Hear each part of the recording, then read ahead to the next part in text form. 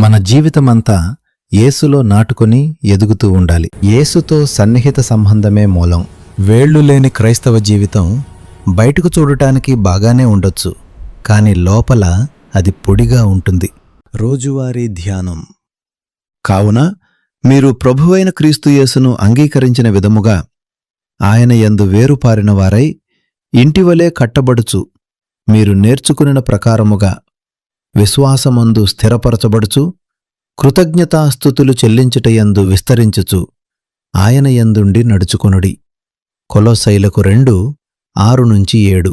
యేసుక్రీస్తును అంగీకరించిన మనము ఆయనలో వేరుగా పారబడి, ఆయనలో స్థిరముగా స్థాపించబడి దినదినము వృద్ధి చెందాలని దేవుని చిత్తం.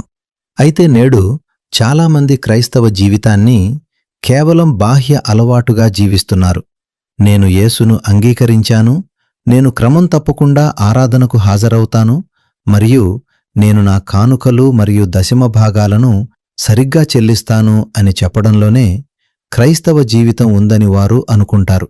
అయితే దానికంటే ముఖ్యంగా మన జీవితమంతా యేసులో వేరుగా పారబడి వృద్ధి చెందాలి.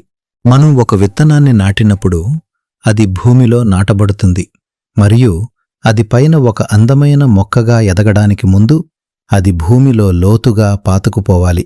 వేర్లు లేకుండా పెరుగుదల లేదు. లోతైన వేర్లు లేకపోతే అది స్థిరంగా నిలబడలేదు, మరియు ఒక చిన్న గాలి కూడా దానిని పడగొడుతుంది. క్రైస్తవ జీవితం కూడా అంతే. మనం యేసును అంగీకరించాము అని చెప్పడం కంటే మనం యేసులో వేళ్ళూని ఉన్నామా అనే ప్రశ్న చాలా ముఖ్యం. ఇశ్రాయేలీయులను చూడండి. వారు ఈజిప్టు నుండి బయటకు వచ్చారు, కాని ఈజిప్టు యొక్క ఆలోచన విధానం వారి నుండి బయటకు రాలేదు. అదేవిధంగా ఈ రోజుల్లో కూడా మనం సంఘములోకి వచ్చి ఉండవచ్చు, కాని ప్రపంచ ఆలోచన విధానం మరియు స్నేహాలు మనలో ఉంటే సమస్యలు మరియు పోరాటాల మధ్య మనం స్థిరంగా నిలబడలేము. యేసుక్రీస్తు చెప్పిన ఉపమానంలో రాతి నేలపై పడిన విత్తనము అక్కడ ఎక్కువ మట్టి లేనందున త్వరగా మొలకెత్తింది, కాని సూర్యుడు ఉదయించినప్పుడు అది కాలిపోయింది, మరియు దానికి వేరు లేనందున అది ఎండిపోయింది. రాతి నేలపై పడిన విత్తనం పంటను ఉత్పత్తి చేయలేకపోయిన కారణం దానికి వేరు లేకపోవడమే. యేసుక్రీస్తు ఆ ఉపమానాన్ని వివరించినప్పుడు రాతి నేలపై విత్తబడినవాడు వాక్యాన్నాన్ని విని వెంటనే సంతోషముతో స్వీకరించువాడని చెప్పెను. అయినప్పటికీ తనలో వేరు లేనందున అతడు కొంతకాలమే నిలుస్తాడు, మరియు వాక్యము నిమిత్తము శ్రమలు లేదా హింసలు వచ్చినప్పుడు వెంటనే తొలగిపోతాడు. యేసుతో సన్నిహిత సంబంధం మూలం. వేరులేని క్రైస్తవ జీవితం బయటకు చూడటానికి బాగుండొచ్చు, కాని లోపల అది పొడిగా ఉంటుంది. వేర్లు లేనివారు కష్టాలు వచ్చిన క్షణంలోనే కుంగిపోతారు.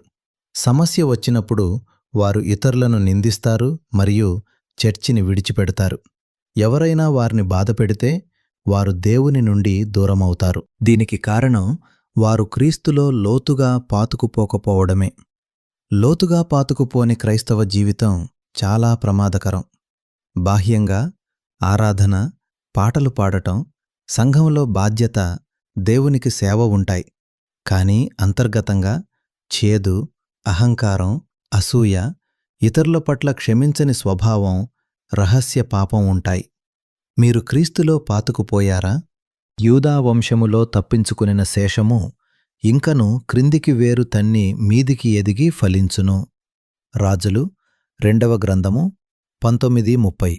ప్రభువైన యేసుక్రీస్తు కృపయు, తండ్రి యొక్క ప్రేమయు, పరిశుద్ధాత్మ సహవాసము మీతో ఉండునుగాక. ఆమెన్.